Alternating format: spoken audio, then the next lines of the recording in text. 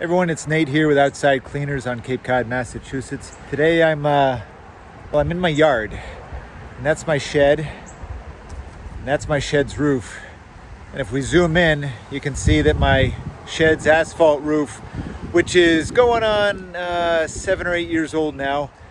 This has, like a lot of roofs in our area, it's got organic growth doing its thing upon it. So we've got algae, we've got lichen, and the lichen in particular is destructive to the asphalt shingles. So if I do nothing the next several years, these are really going to cause permanent damage in the form of what looks like little bullet holes on the outer layer of the shingles. That's going to cause the shingles to deteriorate much more quickly over time, and this roof will ultimately need replacing years and years and years earlier than it would otherwise need if it were to be kept clean. So there's a lot of ways to clean an asphalt roof. Most of them, in my opinion, are bad. Typically, an asphalt roof in most of the country would be doused with chlorine bleach, which is very effective at killing the organic growth upon the roof. But the problem we have on my shed here, like a lot of Cape Cod, is the runoff from the roof would leave permanent chemical stains upon the natural cedar siding. No good. No good. No good. No good. Another option, power wash it. Again, not a great idea. Power wash and asphalt shingles, it's going to take life off those shingles, and that's why the roof shingle manufacturers say very clearly, don't do that. So, which brings us to what I'm going to do here, and I'm going to do two different things as a demonstration. On that part of the roof, the west side, I'm going to treat it with wet and forget.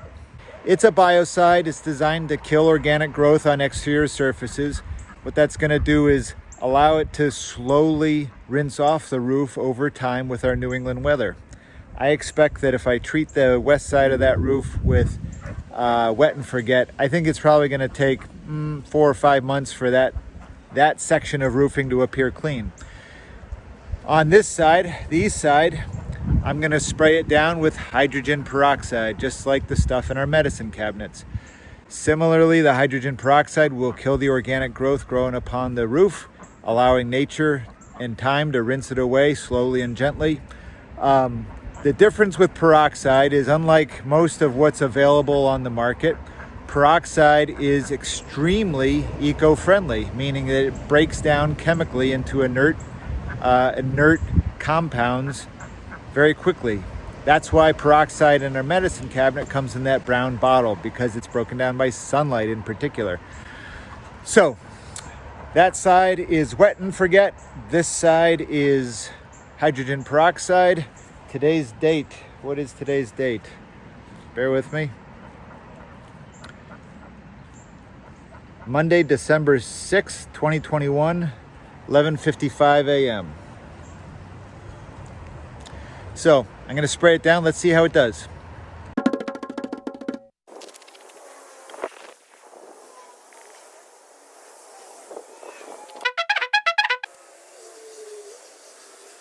So one of the things I like about using hydrogen peroxide on a roof is that you do see some visible evidence that something's happening. Right now it's just, what I'm seeing is kind of like if you put peroxide on a cut on your finger, you see it foam right up. And then that quickly goes away, and then it just looks like a wet spot on the roof. All right, all set. So I think you can see in the video, that's been treated with peroxide. The center has been left untreated, that's dry. And that, on the west side of the roof, this face of the roof, that's wet and forget. So I'm curious to see how this does over time. Stay tuned.